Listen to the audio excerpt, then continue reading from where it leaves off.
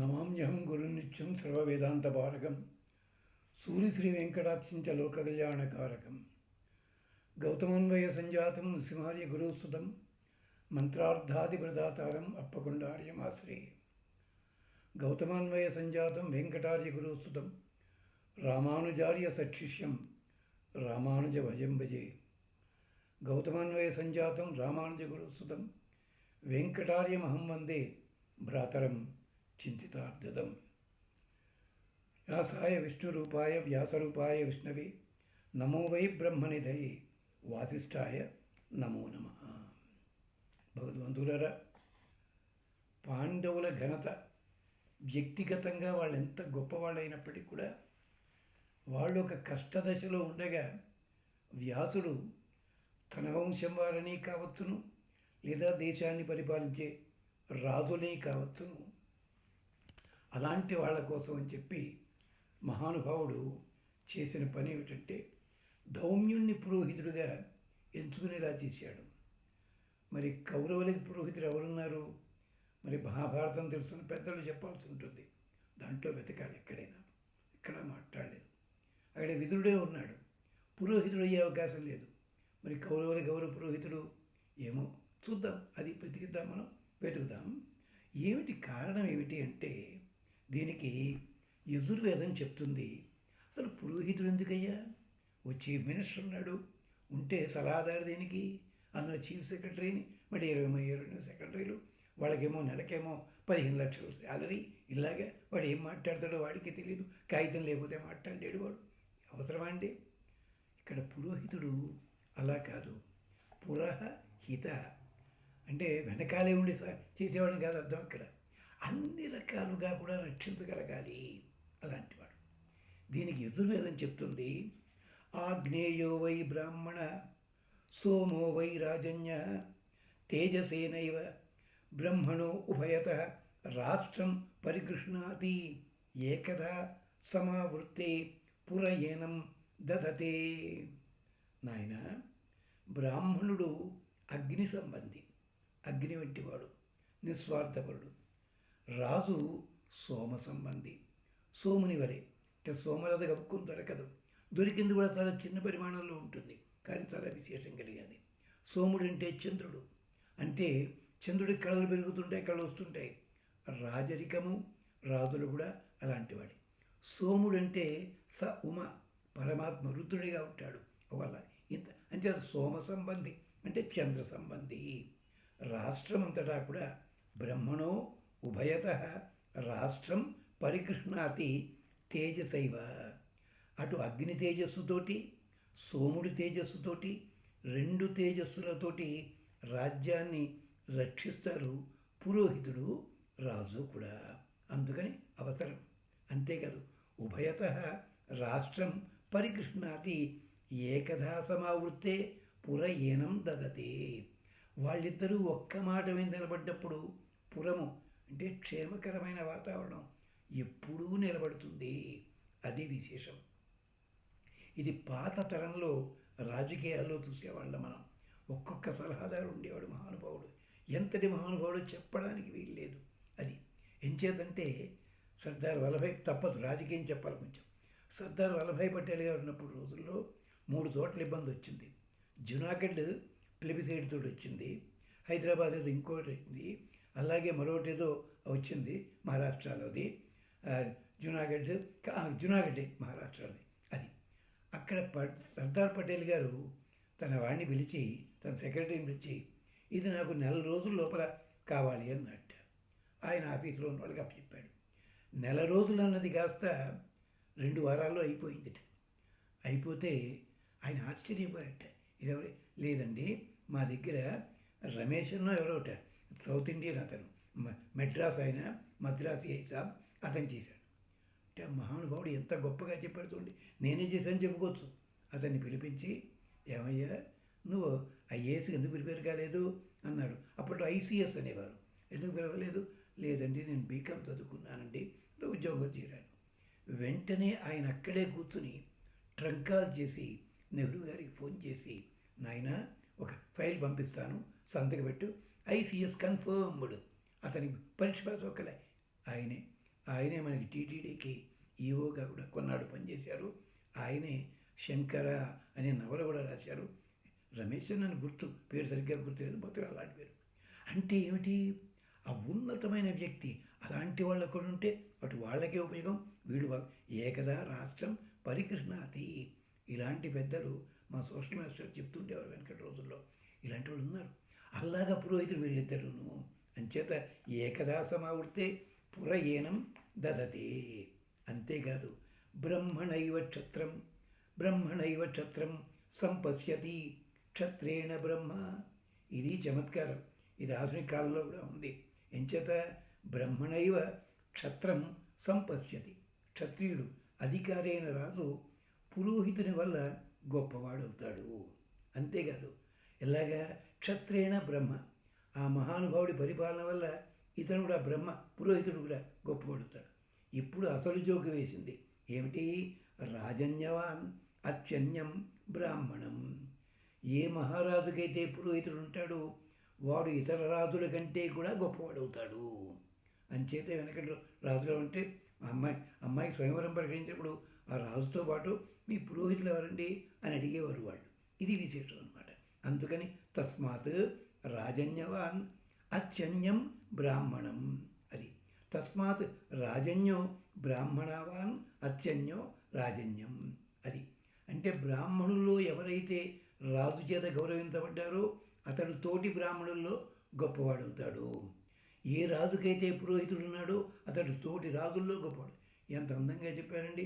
ఇప్పుడు అంతే కదా, చటుక్కున మామూలు వాడికి పెద్ద పదవి ఇస్తానో పెద్ద ఏదో బిరుదిస్తానో వాడిని అందరూ కూడా గొప్పగా చూస్తారు.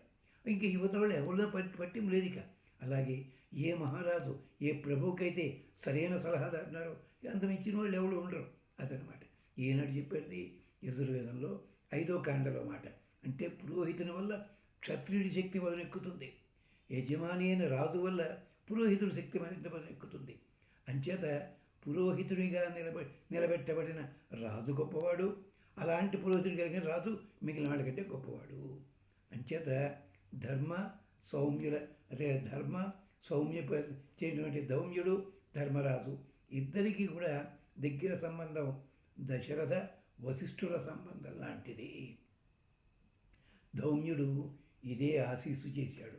ఇది ఋగ్వేదంలో మంత్రం ఏమిటి, స్వస్తిన ఇంద్రో వృద్ధశ్రవా స్వస్తిన పూషా విశ్వవేదా స్వస్తిన తార్క్ష్యో అరిష్టనేమి స్వస్తినో బృహస్పతి దదాతు.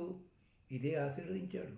ఆయన మీకు ఇంద్ర వృద్ధశ్రవ, ఎందరి చేతనో పొగడబడిన మహానుభావుడు ఇంద్రుడు నీకు క్షేమం కలిగించాలి. పూష అంటే సూర్యభగవాడు. విశ్వవేద, సకల ప్రపంచమంతా తెలుసున్న మహానుభావుడు ఉన్నాడే ఆయన నీకు క్షేమం కలిగించాలి. తార్క్ష్య అరిష్టనేమి. తార్క్ష్యుడంటే గరుత్మంతుడని, లేదు ఆ స్వామి నడిపించే రథం ఉందే ఆ రథం అరిష్టనేమి, శత్రువులన్నింటినీ కూడా తొలగించేవాడు, మంచి అంచు కలిగినవాడు ఆ మహానుభావుడు. స్వస్తినో బృహస్పతి దదాతు. బృహస్పతి వాచస్పతి నీకు క్షేమాన్ని కలిగించాలి. ఈ 5 రూపాలు కూడా నాలో ఉన్నాయి నీకు క్షేమం కలిగించడానికి. అంటే ఇది పురోహిత వందనం లాంఛనం లాంటిదా? అలా అడిగాడా? కాదు. కొత్త ప్రాంతం చేరే వేళ పురోహితుడు ఆశీస్సు తీసుకోవాలి, గురువు పురోహితుడు ఆశీస్సులు తీసుకోవాలి, ప్రవేశించాలి. ఇది ఎవరు చెప్పారు? సంభవ ఋషి అని చెప్పి వ్యాస వాల్మీకుల కంటే పూర్వకాలం వాడు ఆ మహానుభావుడు సంభవ ఋషి చెప్పాడు. అరుణంలో ఏకాగ్నికాండలో ఉంది.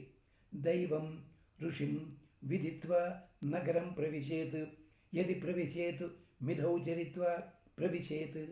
ఆయన చెప్పాడు కొత్త చోటికి వెళితే అక్కడ ఋషి ఎవరు, అలాగే అక్కడ దైవం ఎవరు తెలుసుకోవాలి. ఒకటి తెలిసినట్టయితే తెలుసుకోనట్టయితే నువ్వు మిథే, నేను వెళ్ళేది భ్రాంతి అయిన చోటికి అన్న భావనతో వెళ్ళి తీరాలి. ఎంతోముందు కూడా చెప్పిందే మళ్ళీ పునశ్చరణ చేశాం ఇంకొకసారి. ధర్మరాజు ధర్మనతకి పరాశయం ఏమిటో తెలిసిన ధౌమ్యుడు అడిగిన విధానం. ఇది కూడా మనకి వేదంలో ఆ భాగాల్లో కనిపిస్తుంది. ఎలాగా అంటాడు, సంపూషన్ అరుణం చెప్తోంది, సంపూషన్ అధ్వన తిర వ్యంహో విముచో సక్ష్వాదేవ ప్రణస్ఫుర ఇయం వై పూష ఇయం హి ఇదం సర్వం పుష్యతి యదిదం కించ. సూర్యుడికి స్తోత్రం ఏదుందో అరుణంలోది, అదే ఇక్కడ కూడా. ఓ సూర్య భగవానుడా, జగత్పోషకుడివి నువ్వు. అంచేత సూర్యుడికి ప్రతీకైన ఆచార్యుడా.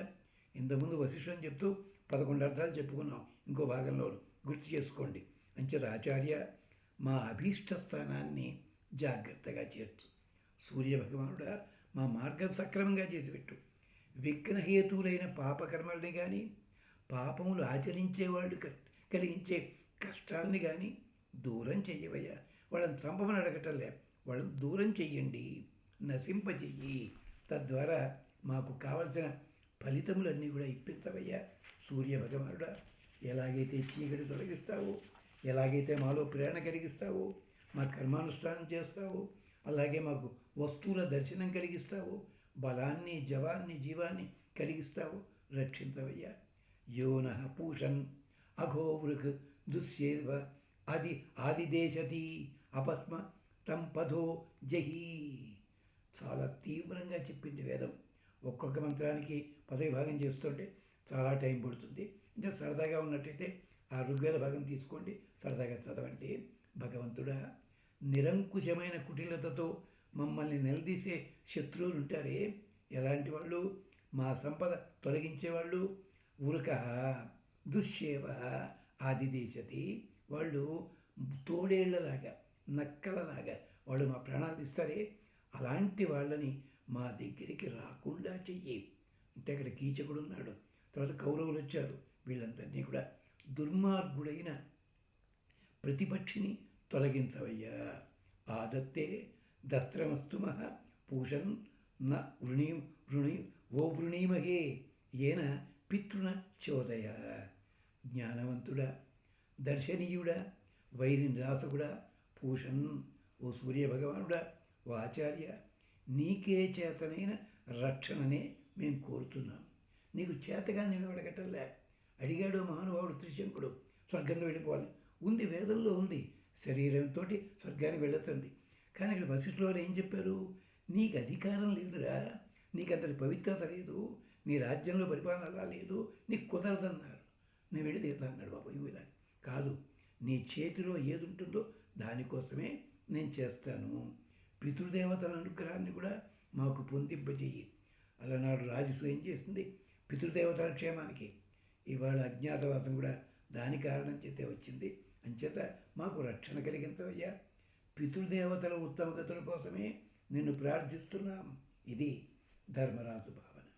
అందుకని చెప్పి భగవంతుడా, మాకు మార్గం చెప్పవయ్యా. ఋగ్వేదంలో మాట ఉంది. ఇక్కడ ధర్మరాజు ఏమన్నాడు? అజ్ఞాతవాస కాలంలో మేము మంచి వాళ్ళని చేరాలి, అలాంటి మార్గాన్ని మాకు చెప్పు. ఏమిటది? సంపూషన్ విదుషానయ. సూర్య భగవానుడా, మంచి వేదము తెలిసిన వాళ్ళు, పాండిత్యం కలిగిన వాళ్ళు, కర్మానుష్ఠానం తెలిసిన వాళ్ళు ఎవరుంటారు? వాళ్ళ దగ్గరికి చేస్తావయ్యా. యహ అంజస అనుశాసతి, వాళ్ళందరూ కూడా అంజస అనుశాసతి. యహ ఏ వేదం ఇది బ్రవత్, ఎవడైతే రుజుమార్గాన్ని చూపిస్తాడో, నష్టద్రవ్య లాభాన్ని సూచించగలడో, అలాంటి మహానుభావుణ్ణి నీలాగా అనుశాసించగలిగిన వాడు కావాలి. విరాట్ రాజు కూడా అలాంటి వాడే, శాసనం చేయగలిగిన వాడే. అందుకని వాళ్ళకి చేర్చు అంటూ, ఆచార్య, మా అగ్నులతో ఋషులతో నీవు ఎక్కడున్నా కూడా మాకు రక్షకుడివేనయ్యా. విరాట్ రాజు గారి కొడుకు మీకందరికీ కూడా ఉత్తరుడు మాత్రమే తెలుసును. శ్వేతుడను కుర్రాడున్నాడు, మహానుభావుడు. ఎంత గొప్ప పరాక్రమశాలో మనకి కనిపిస్తుంది యుద్ధరంగంలోనూ. చూడండి, అలాగే విరాట్ రాజు గారి ఇంకా సైనికులు ఉన్నారు, వాళ్ళు గొప్ప వాళ్ళు ఉన్నారండి. అది విశేషం. అంచేత అలాంటి వాళ్ళు నిన్ను ఎన్నుకున్నా మేము ప్రత్యేకించి నువ్వు మాకు రక్షణ కలిగించాలి. ఆచార్య, అగ్ని ఎక్కడున్నా మాకు రక్షణ కలిగించినట్టుగా, పురోహితుడు ఎక్కడున్నా కూడా మాకు రక్షణ కలిగించినట్టుగా నువ్వు అలాంటి వాడివే. బృహస్పతి నా పరిపాతు పశ్చాత్ ఉత ఉత్తర అస్మాత్ అఘాయో. నీవు బృహస్పతివి, నా ముందు వెనక అన్ని పక్కలా కూడా రక్షించగలిగిన శక్తి ఉన్నవాడివి. ఇంద్ర పురస్తాత్ ఉద మధ్యతో నహ. అంతేకాదు, ఇంద్రుడున్నాడు అటుపక్క మధ్య ఇలాగ అన్ని దిక్కుల నుంచి మీరు కాపాడాలి. బృహస్పతి ఇంద్రుడు కూడా సఖ సఖిభ్య వరివహ కృణోతు. ఇంద్రుడు బృహస్పతి వాళ్ళ స్నేహితులతోటి పరిచారకులతోటి వాళ్ళందరితోటి కూడా మాకు రక్షణ కలిగించాలి, సంపదలు కూడా కలిగించాలి. ఇది అర్థం అక్కడ. అలాంటిదే ధర్మరాజు ధర్మనిష్టకి ఇంకో ఉదాహరణ యక్షునికి ప్రార్థన. అదేమిటి? విరాట పర్వంలోనే వస్తుంది. సదైవమే ధర్మరథామతి భవేత్. అయ్యా, నా మనస్సు ఎప్పుడు ధర్మం మీదే ఉండాలి, అలాంటి వరాలివయ్యా నాకు అన్నాడు యమధర్మరాజుతోటి, ఆ యక్షుడితోటి. ఇమేజ జీవంతు మమానుజా ప్రభో వపుశ్చ రూపంచ బలం తథాప్నుయు. ఇదే కోరిక. మా నకులుడికి జీవం ఉండాలి, శరీరం ఉండాలి, రూపం ఉండాలి, బలం ఉండాలి. ఇవేమీ తగ్గించకూడదు నువ్వు, అలాంటి వాడివి. అంతే, నా సోదరుడు మాత్రమే బతకాలని అనలేదు. వపుహు రూపం బలం ఇవి ద్విగుణీకృతంగా రావాలన్నాడు. అందుకనే చకారం ఒకసారి తథా ఒకసారి వాడాడు మహానుభావుడు. క్షమాచ కీర్తిశ్చ యథేష్టతో భవేత్ వ్రతంచ సత్యంచ సమాప్తిరేవచ. ఈ ఆర్తిని చూపించడానికి ఎన్ని చక్రాలు వాడు చూడండి. క్షమా, కీర్తి, అలాంటిది వ్రతంచ సత్యంచ సమాప్తి, అలా కోరాలి. వేదం కూడా అలాగే చెప్పింది. సరత్నం మత్స్యో వసు విశ్వే తోకం ఉతత్మన అచ్చ గచ్చంతి శృత. నీ అనుగ్రహం పొందిన వాళ్ళు ప్రమాదాల నుంచి విముక్తి పొందుతారు, విశేషమైన సంపదలు పొందుతారు, భోగాలు పొందుతారు, సంతానాన్ని పొందుతారు. అలాంటిది సరత్నం మత్స్యో వసు విశ్వే. రత్నం అంటే సంపదలు. తోకం ఉత త్వన. ఉత త్వన. త్వన అంటే ఆత్మజుడు, తోక అంటే మనవడి అర్థం. రెండు అర్థాలు ఉన్నాయి ఇక్కడ. తోక అంటే కొడుకని, కొడుకునేమో ఆత్మజుడు అని అంటారు. ఇక్కడ తోక అంటే మనవడు అనమాట.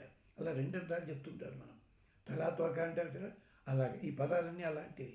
అంచేత తోకలా వచ్చాడు వాడు అంటే తండ్రి వచ్చాడు, తండ్రి వెనక మనవడు వచ్చాడు. అది ఇన్ని అర్థాలు ఉంటాయి వేద మంత్రాల్లోనూ. అంచేత భగవంతుడా మాకు రక్షించు అంటూ చెప్తారు ధర్మరాజు. అంటే అక్కడ ధౌమ్యుల వారిని ప్రార్థించే మాటల్లో కూడా ఇంతటి విశేషం కనిపిస్తుంది మనకి. ఇతర విశేషాలు మళ్ళీ చెప్పుకుందాం. స్వస్తి.